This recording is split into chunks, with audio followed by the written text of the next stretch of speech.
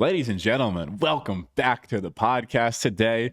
New setup, new look. We're back for the solo episode with my co-host. If we're going to call it that for now on. Solo episode with my co-host. This is Ari. For those of you who don't know that this is your first time listening to the podcast, thank you so much. Please like, subscribe. We greatly appreciate that. We are doing these episodes now on a weekly basis. We're going to be bringing you topics. I'm going to be giving you my opinion, the Babs take on them. And then we're going to be answering some of your questions that you guys write into. And then we're still going to have our normal operations of interviewing guests as well on a daily basis, or on a weekly basis as well. So just going to get more content for you guys. But without further ado, you've got some topics for me, and I'm super excited. All right, our first topic of the day is the Frodo Baggins. Elijah Wood is playing a themed rave in Denver. What do you think about that? Frodo Baggins plays a themed rave in Denver and invites people to come and dress up. I'm a big fan for starters. I think it's going to be.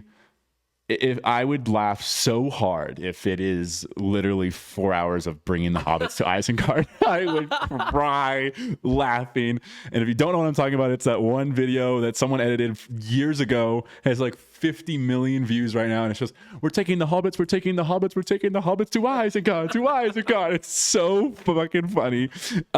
They've even did a spoof on it like on set, but it's crazy that he's going to be doing a rave. I mean, you know, I guess that's where his acting career is at. He's a DJ now. He's there now. No, I'm totally kidding. I know he has actually been spinning records and as a DJ for some time, and I believe he's actually going back to back with somebody. This is crazy though, because I went to look for tickets for this. They're non-existent. No, first off, I don't even know where you would buy the tickets. I never saw anything for him. I didn't either. I just saw the post that he's playing in Denver, and then my buddy goes, "It's sold out," and I'm like, "Where do we even find the tickets?" So I don't know. I mean, I would love to go, Mr. Baggins. If you want backstage Babs there, I'm your guy. If you don't know what that is, well, you can find out. I mean, it'd be sick. It sounds like it'd be a fun time. I've become a big Lord of the Rings fan in the past couple of years, even more than I already was. I already liked it because of the battles and that, but like now I watch it. Like last night I got home. Actually, I've been telling people this. You know this from experience. At the afters now. So okay, let's back up. Afters, for those who don't know, if you live under a rock, okay, the afters are the party after you go out. Somebody's hosting them at their apartment, at their house. Who knows? It's something. Someone's DJing. People are probably doing some nefarious activities. And it's usually the best part. And it's usually the most fun part because you're with the people you're with all night. And you're already, you're hammering from being out all night. So at the afters, this started like 3 or 4 weeks ago. Someone left the remote for me, like just sitting there. And I was on the couch and they were all playing music and in the kitchen. And I was like, no one's going to notice what I put on the TV. So I started putting on Lord of the Rings battles. And I would just click next, like Pelennor Fields, next, Helm's Deep, next. Then the Hobbit would then after all the Lord of the Rings ones, then it starts recommending me the Hobbit ones. And I'm like, next. And I just keep doing all the Hobbit ones. Then it goes, then it eventually goes to Star Wars and other things. So I'm doing that. I've been doing it like at every afters now. I just grabbed the remote and I immediately started putting battles on. And people at the first time I did it, it took them like literally 20, 30 minutes. And someone was sitting next to me and they were sitting there and then they were like, yo, what the fuck is on the TV? What are we watching right now? And I was like, the Battle of the Five Armies. Duh. What the fuck? What do you think we're watching? So, big fan of the Lord of the Rings. Big fan of doing that at the afters. Highly recommend. Imagine going to a Lord of the Rings rave where Frodo Baggins is playing, and then you go to the afters to then watch the movies. That would be a night. Quite a night. I thought was cool about it is it's vinyl only. He only plays. Yes, he only plays with vinyl. Yeah, so that is very cool, very old school, very Middle Earth of him. Oh, very, very true. Yeah. This is an interesting topic. This brings us to our next topic that you have lined up for me. Yeah, and I'm ready to hear it. I'm intrigued by this. I got some things to say. All right, so this was released by Billboard, and it's about this man. His name's Michael Smith, and Michael Smith generated thousands of fake songs using AI, artificial intelligence, and then streamed those fake songs using AI billions of times. And he ended up making $8 million from it because he made fake music and created a fake audience and made $8 million for it. And so obviously he's facing time. I mean, it's streaming fraud, and he's facing up to 5 years in prison. That's crazy. What a world we live in. I mean, if you don't think that the dark times are coming, I wake up. They're not only coming, they're here. They're here right now. Palantir wants to summon a devil with the AI that they're creating to rule the world. And this person is using the AI to make music that no human has ever heard, and yet it's made more than most artists. Yeah. We were talking on This or That about if you'd rather be a aspiring artist but we were talking about being an aspiring artist. Doesn't matter what the other one was. With this right here, this man has made more with AI, creating songs and streaming them with AI than anyone, an aspiring artist, has probably ever made in their career. Right. Imagine being a 60-year-old person who loves to make music, has been making music their whole life, is playing at the local dive bar. Right. And then you see this article And you get taken over. Where somebody is playing AI created music that has zero passion behind it, by the way, and it's making probably 30x what you've ever made. Yeah. That is insane. It is hysterical to me, though, that the streams are all AI. Yeah. It's hysterical. Like they talk about like AI being sentient. So it's like the AI made this music and then the AI streamed it. Right. And it's kept streaming it. Yeah. And then I would be, there was I don't know if it was true, but there was also allegedly a AI agent in North Carolina as well who sued for labor rights because it said it was doing work and not getting paid. Right. So that would be crazy if the AI here was sentient and realized, like, wait a minute, I'm making $8 million and he just got all the money. And you're not paying me for it. So this is interesting. This AI stuff is, I don't know. I was talking in other podcasts where like I think we should be optimistic about it in that, well, I should say this. There's an optimistic approach that I tend to like, which is AI's here. It's going to take a lot of the mundane and boring old jobs away. And that's going to allow us as humans to then do more creative tasks. So we don't no longer have to work 40 hours a week doing McDonald's, big flipping burgers, or an accountant and sitting behind a desk and doing numbers all day. The AI can do that. You now get to go create stuff, whatever that is. And the creative part is the best part of being human. So that's a very positive outlook versus the way we started this topic, which was like, it's doom and gloom, baby. It's doom and gloom. It's going to be a rough period of time for a little bit. And there's going to be a lot of turmoil with this AI. Yeah. It's going to start with the music. It's going to be playing. Soon we're going to be at the club and there's going to be this AI slop music that is atrocious. It's going to make you want to buy. They're going to be playing it on purpose because it's going to make you want to buy more drinks, right? And buy more drinks so that you don't have to listen to it and hear it. And it's going to take over through the music. Yeah, actually, it's not going to take over the way they think, which is like it's going to run the code. It's going to launch the nukes. No, it's going to play music that you hate so much that you just bow down to. Yeah, you're like, okay, whatever. Just give me back. Yeah. You're going to be praying for hymn and church music over this AI stuff. And you know what? AI is going to make a church music song that's 10x better than fucking the ones we have now. Oh my God. It's going to be talking about, that AI song with Charlie Kirk? Yes. Yeah, okay. It's going to do that with Jesus. And Allah and whatever else you believe in. It's doing it. And it's going to be awesome. You know what I thought was an interesting argument with this is that somewhere in this article, it's talking about the fact that, is this really like streaming fraud? Like, is this a crime, or is it just somebody that has like realized the loophole in the system and exploited that? Well, the billionaires are going to say it's a crime. That's for sure. You can count on that. That's why there already is a lawsuit, because the company is an entity and not a company. It's like a person, which is crazy that we even view that. Did we ever adjust? We have never addressed that. No. We never addressed that companies are viewed as people in the eyes of the law. And there are people that work for the company that make sure it stays that way. Right. And they make a lot of money to do that. It's crazy. And I'm no different. I will have a lawyer for this podcast that will defend this podcast entity forever You're gonna need one. until I die and the AI replaces me with a better looking version of me that talks clearer and doesn't say anything bad about the AI. A better looking version of Babs does not exist. This is true. I'm a one of one. Unless you put me next to Ryan Gosling. Then I'm... Well, that doesn't make any sense. I don't know where I was going with that. Yeah, I don't know.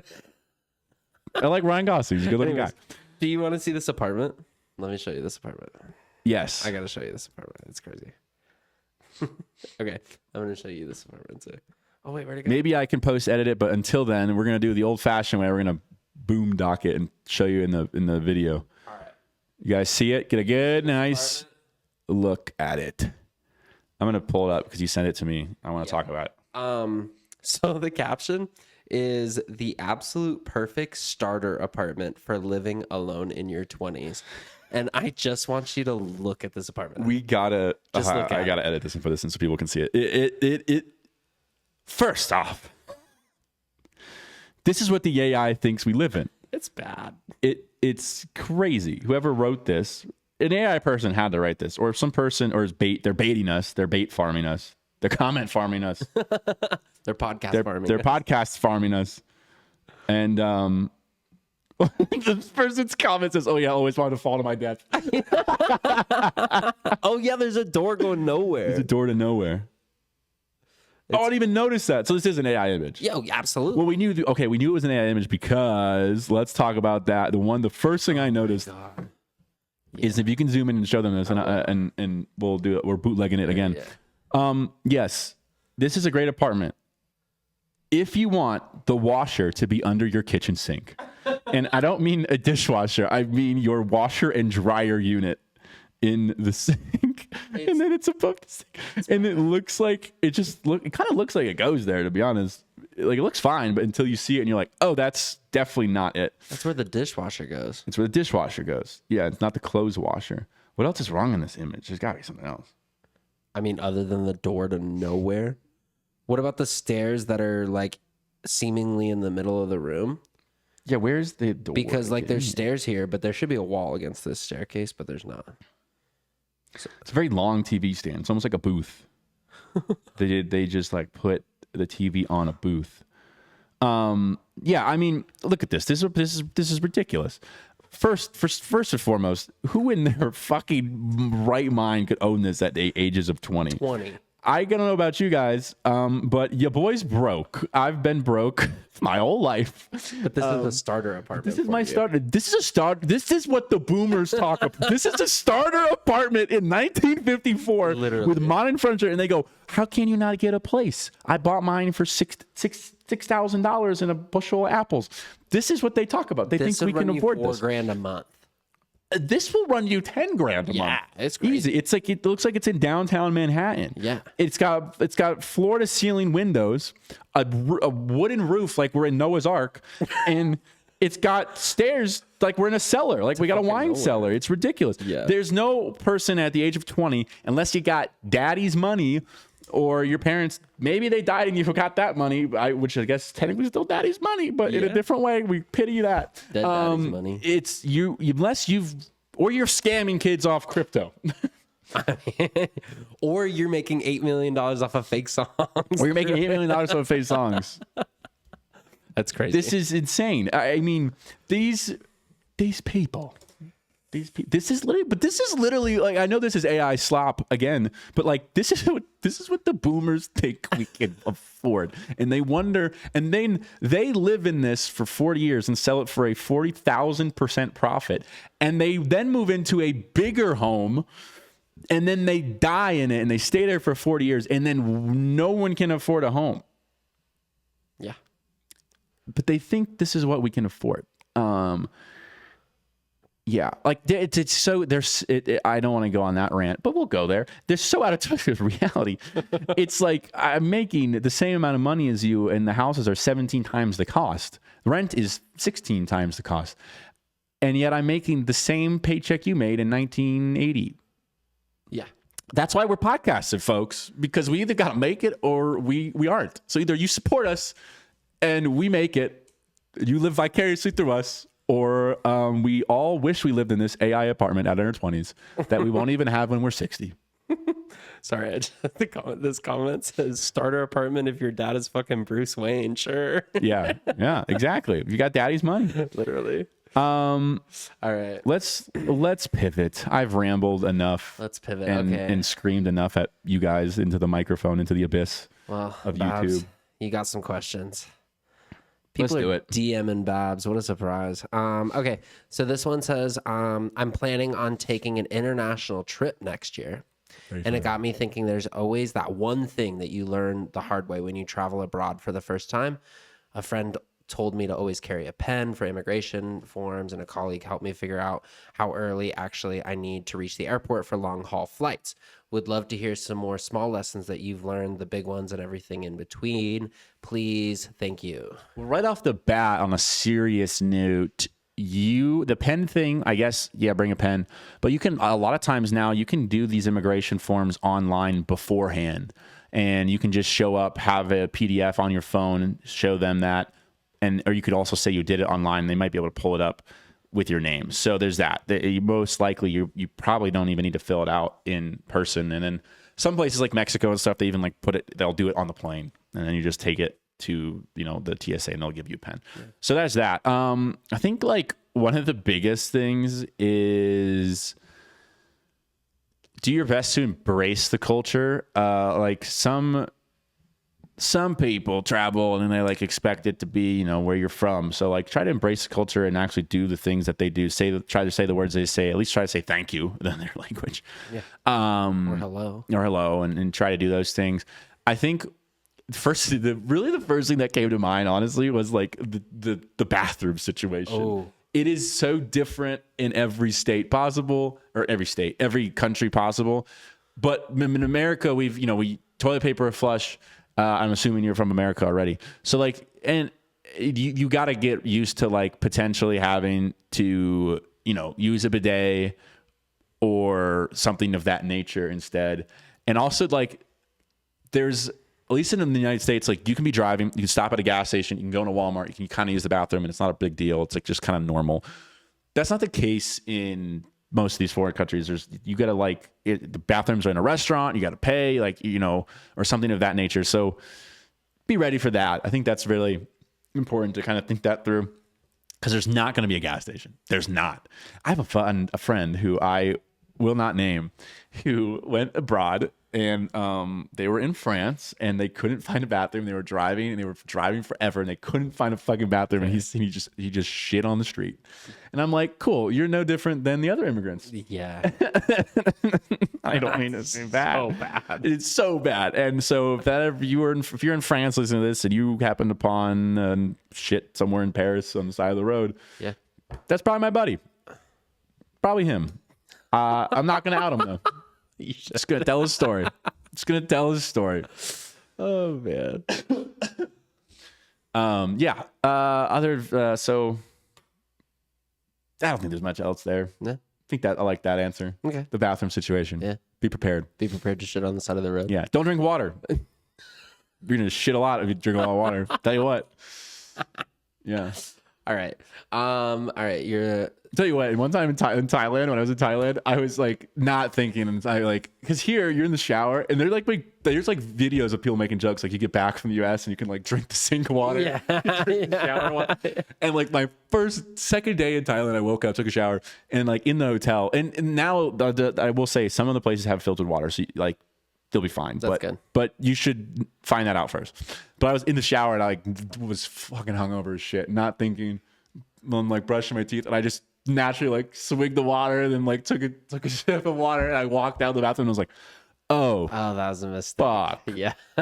And then what sits with me is like, oh, I got like 3-4 hours max, maybe. Like it's coming. Yeah. Shit's coming. Oh, like, absolutely. Literally shit is coming. And I was like, fuck, what do I do? I don't recommend this, but I did it. I had antibiotics with me.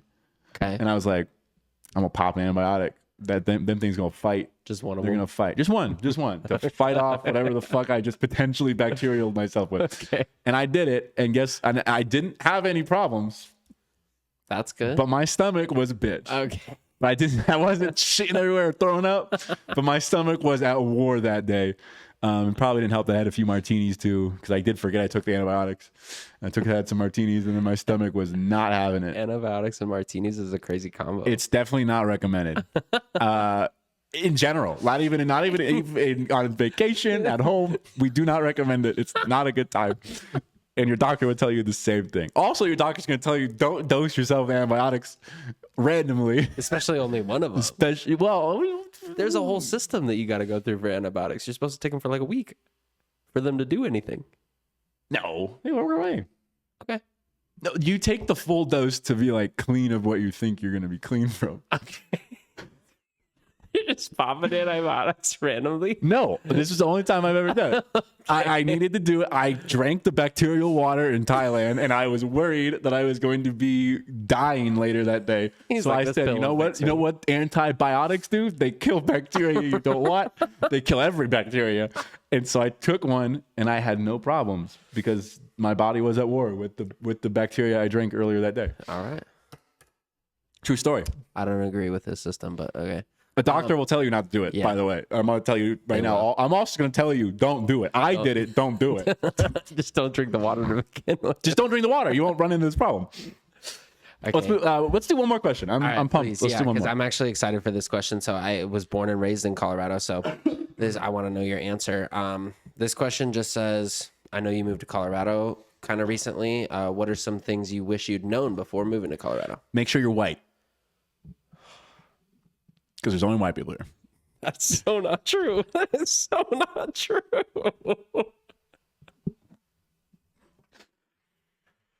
Okay, what else do you wish you? That's a joke. Okay, that's a joke. That's a joke. That's for sure a joke. I mean, yeah. Come on, guys. Things I actually wish I knew.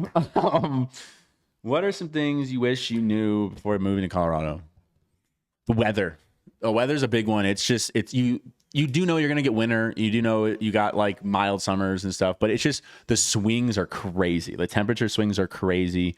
I mean, if you're not from a state with snow, I guess kind of be prepared a bit for the snow. I personally don't think I'm from Florida. I don't think the snow's that bad here. Some might disagree, but I don't think it's that bad. I would say winters are relatively mild and sunny. I think you should know about the traffic. Traffic's horrendous. There's not enough. It's just expanded and built up so much. There's not enough infrastructure for all the traffic. There are rails, but not many people take them. There's no real, in my opinion, there's no real bad neighborhood that you can live in around Denver. I think when you first move here as a young person, generally everyone goes to Rhino area. That's exactly where I'm at. But overall, all the neighborhoods are great. You just want to be around downtown and close because there's so much to go on. There's so much going on. I would say as a fair warning, if you're somebody that is into, EDM and music and concerts that we are, this is a great city for music in general. Yeah. It is a unbelievable city for EDM. Oh yeah. It's like, it's very comparable in my opinion to like New York and Chicago, a big city with how much bass music shows are going and EDM shows are happening here. It's not to say that those places aren't better. That's not what I'm saying. I'm just saying in comparable of like volume of shows, it's very comparable. There's shows you could literally go every night of the week if you want. Yeah. And you should kind of mentally prepare for that because when you first move here, you might do that. Yeah. Or you might go to Red Rocks literally every weekend and pay $100 to $200 out the ass. Get your bank account ready before you move here. The food's okay. The food seems pretty meh.